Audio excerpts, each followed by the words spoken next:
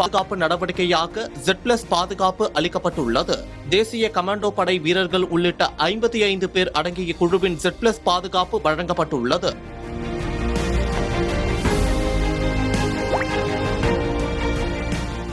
இந்தியாவில் மிக முக்கியமான நபர்களுக்கு வழங்கப்படும் பாதுகாப்புகளில் Z+ பாதுகாப்பு என்பது மிகவும் வலிமையான மற்றும் உயரிய பாதுகாப்பாக கருதப்படுகிறது. மத்திய பாதுகாப்பு முகமைகளின் அச்சுறுத்தல் மதிப்பீட்டின் அடிப்படையில் இந்த பாதுகாப்பு வழங்கப்படுகிறது. உளவுத்துறையின் ஆய்வின்படி உயிருக்கு கடுமையான அச்சுறுத்தல் இருப்பதாக கண்டறியப்படும் பிரமுகர்களுக்கு இந்த பாதுகாப்பு அளிக்கப்படுகிறது.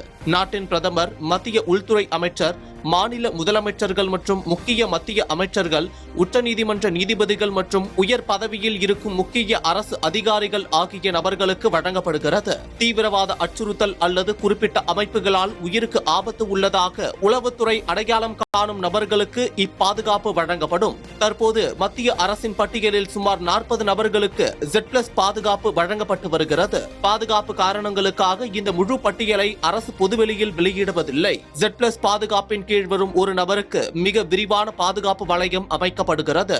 சுமார் 55க்கும் மேற்பட்ட வீரர்கள் பாதுகாப்பு பணியில் ஈடுபடுத்தப்படுவார்கள். இதில் 10க்கும் மேற்பட்ட தேசிய பாதுகாப்பு படை NSG கமாண்டோக்கள் இடம்பெறுவார்கள்.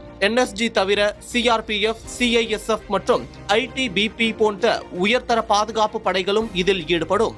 24 மணி நேரமும் குண்டு துளைக்காத வாகனங்கள் மற்றும் பாதுகாப்பு வாகனங்களின் அணிவகுப்பு வழங்கப்படும். Z+ பாதுகாப்பு தமிழகத்தை பொறுத்தவரை அரசியல் சூழல் மற்றும் அச்சுறுத்தல்களை பொறுத்து முக்கிய தலைவர்களுக்கு இந்த பாதுகாப்பு வழங்கப்படுகிறது. குறிப்பிட்ட காலங்களில் முன்னாள் முதலமைச்சர்களுக்கும் இந்த உயரிய பாதுகாப்பு வழங்கப்பட்டுள்ளது. இந்த பாதுகாப்பு ஒருமுறை வழங்கப்பட்டால் அது நிரந்தரமானது அல்ல.